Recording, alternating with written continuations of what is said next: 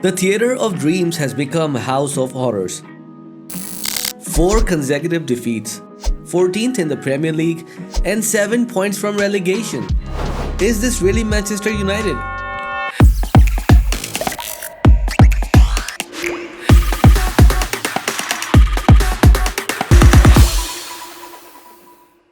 Hey everyone, I'm Daniel. If you're new here and you love football, then make sure to hit that like and subscribe button. The latest chapter in the nightmare unfolded against Newcastle United. The statistics tells a brutal story.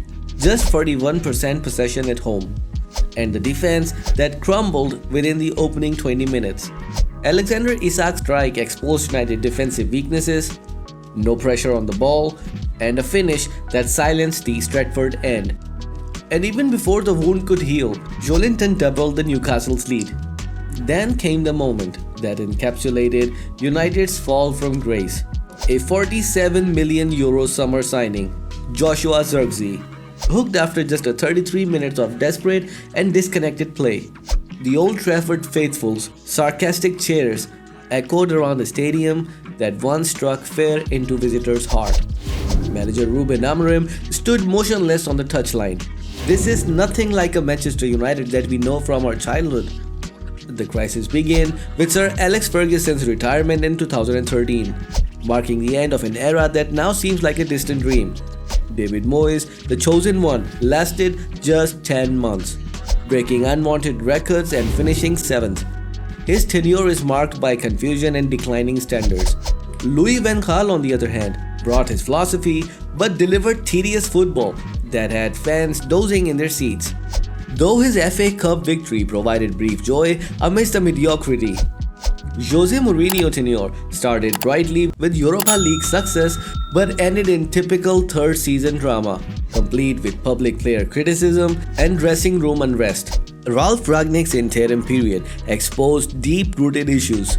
His open-heart surgery assessment proving prophetic as he laid bare the structural problems plaguing the club.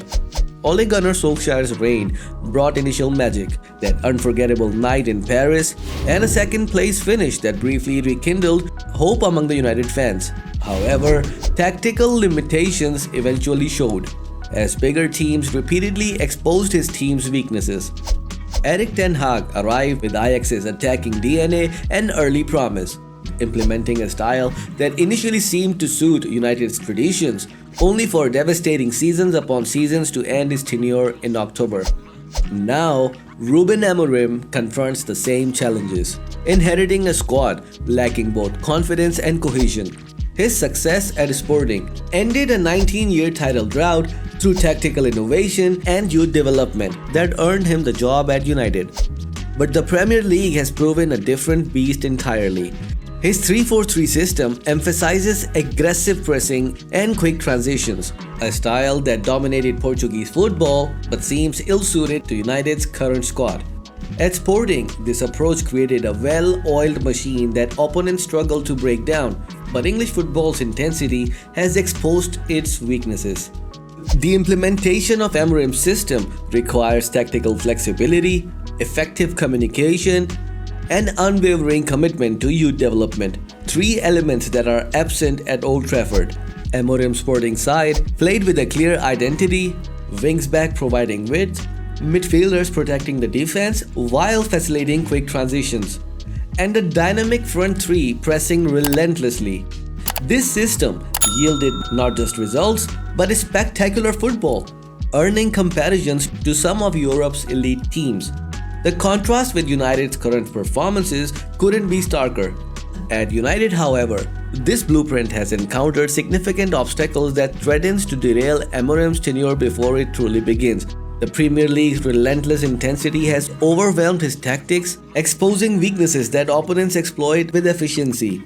His high-pressing game demands exceptional fitness and coordination, qualities this United squad potentially lacks. The team's defensive weaknesses have been brutally exposed, with opponents exploiting spaces left by the aggressive pressing system that often leaves United's backline exposed and disorganized.